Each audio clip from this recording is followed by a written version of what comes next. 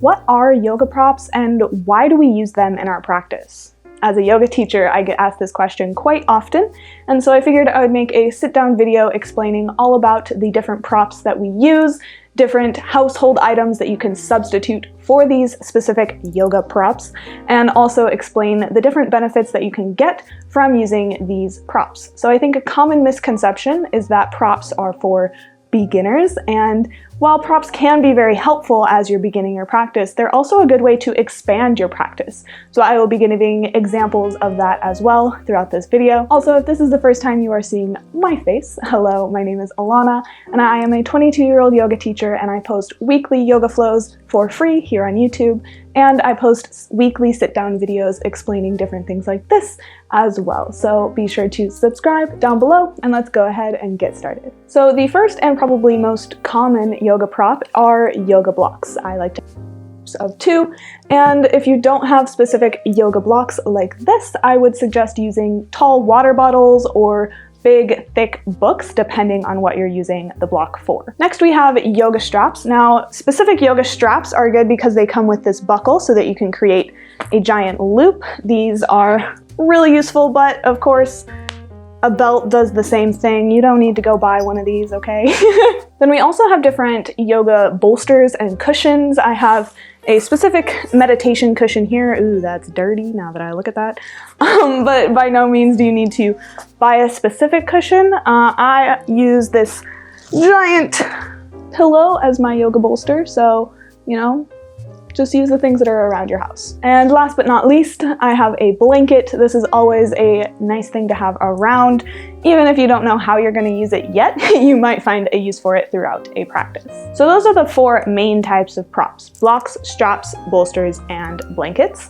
But there might be other ones like eye pillows or like that extra stuff, but I think these 4 main ones can give you the most benefit throughout your practice. So a common thing that is said about props is that props help bring the floor to you.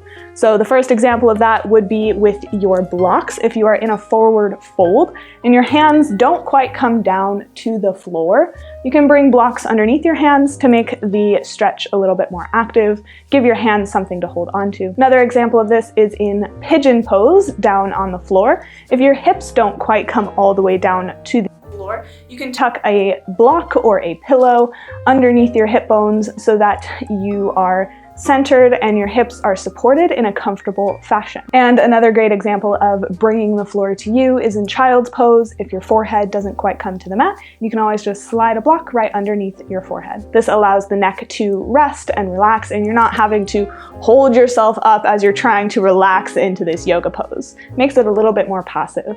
Another thing that props are great for is helping you breathe deeper. Now, I know that sounds weird, but by using the props, you give yourself a little bit more space, kind of like here in triangle pose.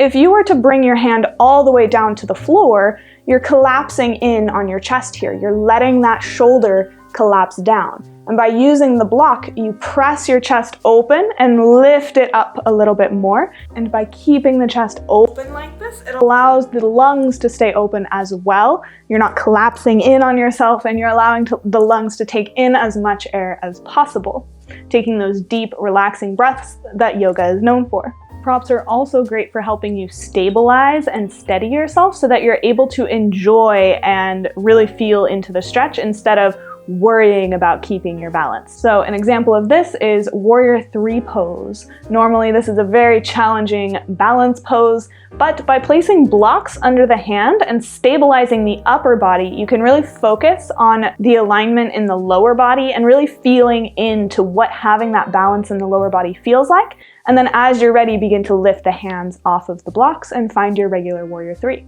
And while sometimes it's fun to play around and challenge yourself with your balance, by challenging your balance, it makes your mind kind of unstable as well. And so by finding that stability within the blocks, you're able to find stability within the mind as well and really keep your practice focused and centered, not flailing all over the place. Props can also help you explore into new sensations. So an example of this would be in puppy pose. Normally you have the arms extended out long, but another modification that you can use the blocks for is by bringing both blocks underneath the elbows and bringing the hands into prayer hands and melting the forehead down.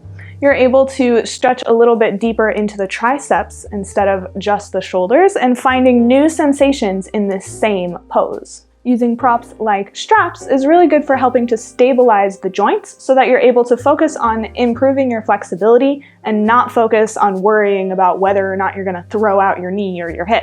So one example of this is I love to stretch out my hamstrings with my strap, so I like to lay down on my back and loop the strap around the arch of my foot and lie down and pull the leg back until I can no more.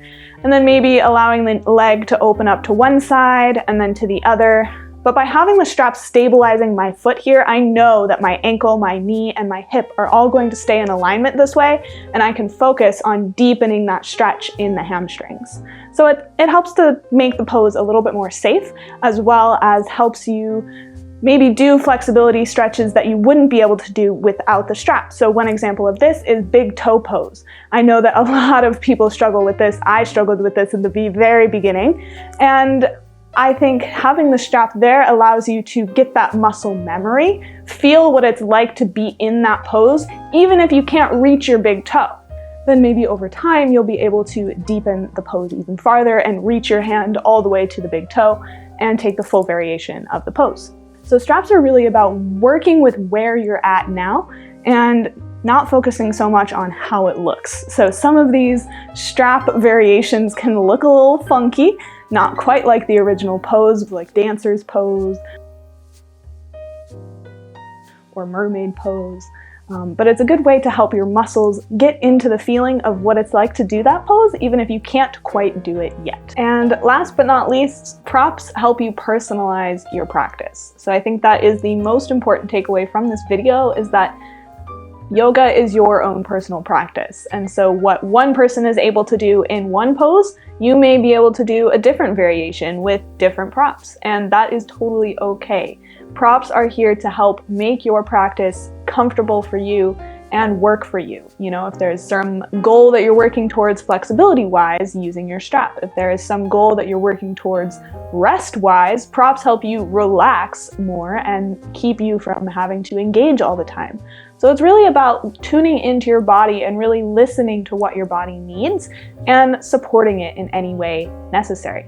A quote that I remember one of my teachers saying back at the beginning of my yoga journey that obviously stuck with me because now it's 3 years later and I still remember it. They said that props are not a crutch. They're a foundation to understanding your personal body's alignment, because every body is different. Even within your own body, each side is different with asymmetry. And so it's really important to tune into your personal body's alignment and support it in any way necessary. I hope you found this video helpful. If you did, show me your thumbs. I love to see them. I will have a list of props that I recommend down in the description box, so feel free to check those out if you're interested. But as I said before, there are always substitutions. No need to buy specific yoga props in order to practice. And let me know down in the comments, what videos would you like to see next? What would be most helpful for you? Either yoga flows or sit-down videos.